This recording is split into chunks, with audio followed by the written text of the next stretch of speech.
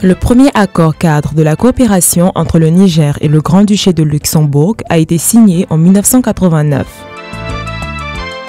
Un an plus tard, la première pierre du village artisanal de Wadata à Niamey était posée, inaugurant ainsi près de 20 ans de soutien au secteur de l'artisanat.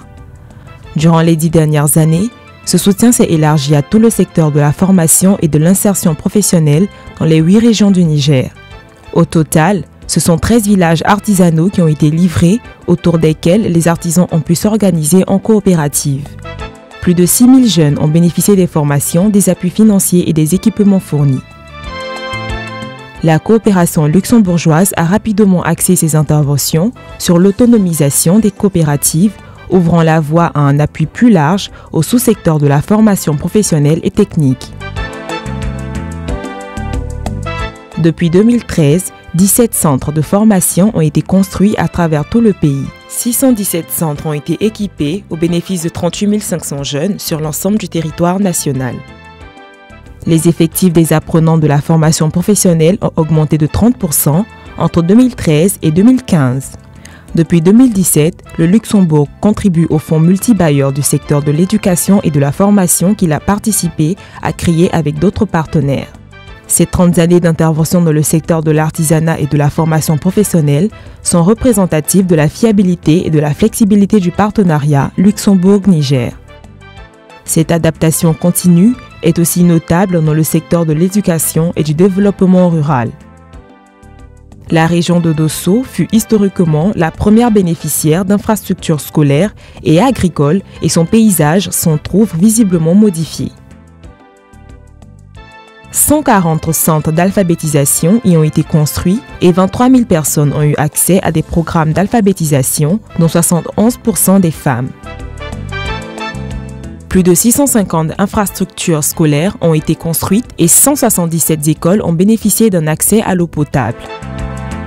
Plus de 88 comptoirs de vente, magasins de stockage et aires de séchage ont été construits et sont désormais gérés par des partenariats publics-privés. 364 km de pistes rurales ont été réalisées ou réhabilitées.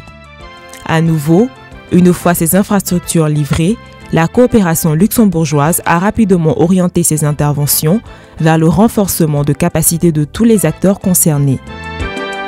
Dans le secteur du développement rural, l'assistance apportée aux organisations de producteurs et aux collectivités territoriales ont permis des avancées notables. Plus de 10 900 personnes ont été formées au métier des filières agricoles, dont une majorité de jeunes et plus de 50% de femmes.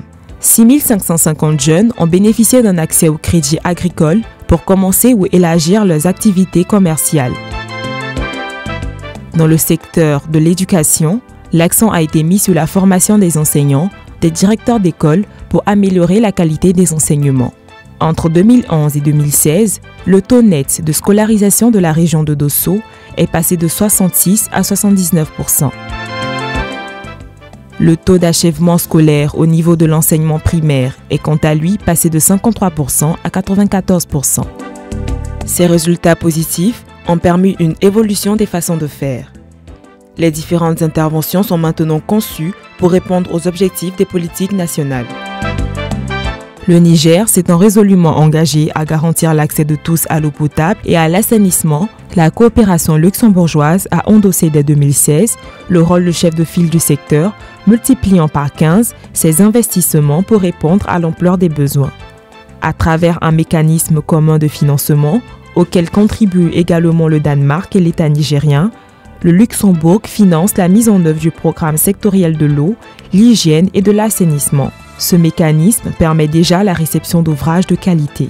Depuis 2017, 120 forages ont été réalisés et 75 adductions d'eau potable et puits ont été mis en service dans tout le pays.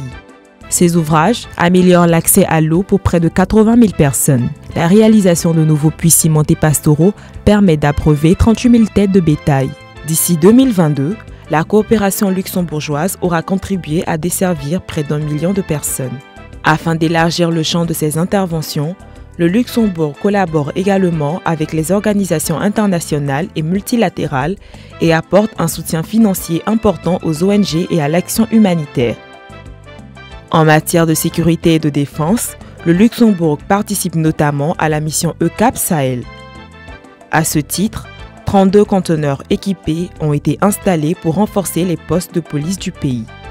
Dans le domaine de la transition démographique, une contribution au Fonds des Nations Unies pour la population vise l'autonomisation de 30 000 adolescentes pour leur permettre de dire non au mariage et non aux grossesses précoces.